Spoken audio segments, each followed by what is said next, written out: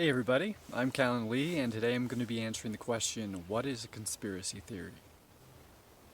So I imagine that most of us are familiar with the term and also familiar with the fact that it's generally used as a derogatory term, as a way to kind of discount a theory or to discount someone who has a theory or has lots of theories about various things which happened which don't fit with the mainstream perspective, the things that we would see on the mainstream news or kind of endorsed by major websites like Google, YouTube, Wikipedia, Facebook, and things like that. But a conspiracy theory is really just a theory that two or more people have gotten together in secret and come up with a plan to do something which was either illegal or would cause harm to people. And of course that is something which happens. So it's actually not an invalid, it is an invalid move to discount something just because it is a theory of conspiracy. Now, if you go online to a internet search engine and just search something like conspiracy theories which have turned out to be true, you can find long lists of conspiracies which people had theories about. The mainstream was telling them the opposite or what turned out to be not true, and these people were ridiculed for having this theory, but it turned out decades later, evidence came to light that these people were correct.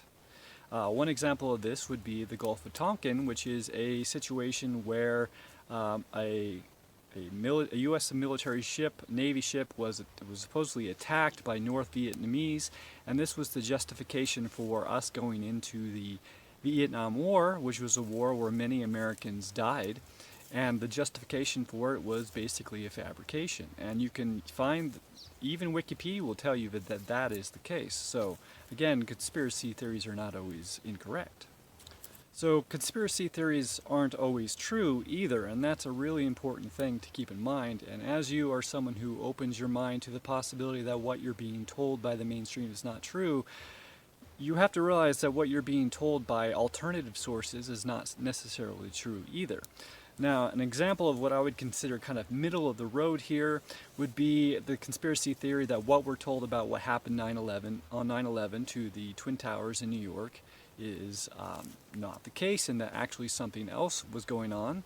And I actually think that it's very likely that the story we were told is not true. It seems very incredible, not credible, that two planes, which are basically made up of aluminum, which is a very weak metal, filled with kerosene, which is what jet fuel is made of, caused two of the towers with some of the thickest steel used in the United States to collapse perfectly down upon themselves into their own footprint.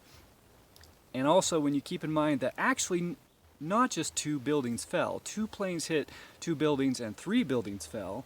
There were the first two towers, and then there was third building, Building 7, which also collapsed into its own footprint in the same way as the other towers. So I don't know definitely what happened on that day, but the story that we were told seems pretty unlikely to me.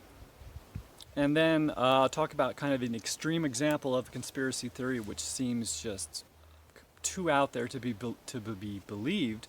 Would be like the flat earth theory. So it's a theory that even though we currently believe that the earth is round, and we have NASA going out there and taking photographs of it and all kinds of evidence showing that the earth is round, people believe that there's actually a bunch of evidence that indicates that it's flat. Now, if that were true, the conspiracy would have to be so big and so many people would have to be in on it for that to be the case, and none of those people would have been people who would come forward and talk about it, and it's just like it seems almost like it's something which is set up to discredit people who come up with theories like this, right? So if you want to discredit people who are questioning the mainstream narrative, you could set up a very extreme conspiracy theory and get a lot of people to believe it. And now, and when normal people hear about it, they're like, well, that's just crazy. And I would agree that it is just crazy. But because there's so many people believe it and it's a conspiracy theory, now people who are generally more aligned with mainstream are going to use it as an excuse to not open their mind up to things, conspiracy theories, which actually are true. So you might even say that I have a conspiracy theory, that people have come up with a conspiracy theory that the Earth is flat to discredit people who maybe come up with other conspiracy theories which might be true, which other people don't want you to know about. So again, a conspiracy theory is just a theory that two or more people have gotten together to plot something which is harmful to other people. And of course that's something which happens, and I'd say it's important to keep your mind open about these things, but also be careful because there are a lot of falsehoods out there.